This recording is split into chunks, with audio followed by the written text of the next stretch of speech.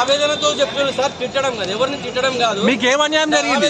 ఆవేదన ఏంటంటే ఓన్లీ పెద్దలు అంటున్నారు కదా, పెద్దలు అంటే సీఎం గారితో పాటు పెద్దలే కూర్చున్నారు. అంటే డబ్బులు ఉన్న వాళ్ళు పెద్దలా? మామూలు వ్యక్తులు మాలాంటి వాళ్ళకి ఇవ్వండి సార్. సినీ పరిశ్రమ అంటే ఎవరు సార్? అంటే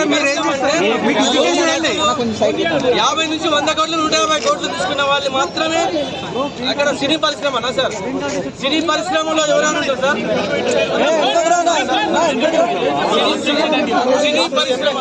సినీ పరిశ్రమలో కార్మికుల దగ్గర నుంచి ప్రేక్షకుల దగ్గర నుంచి నటులు, దర్శకులు, నిర్మాతలు, నేను సామాన్య ప్రేక్షకుని మేడం. సామాన్య ఆవేదన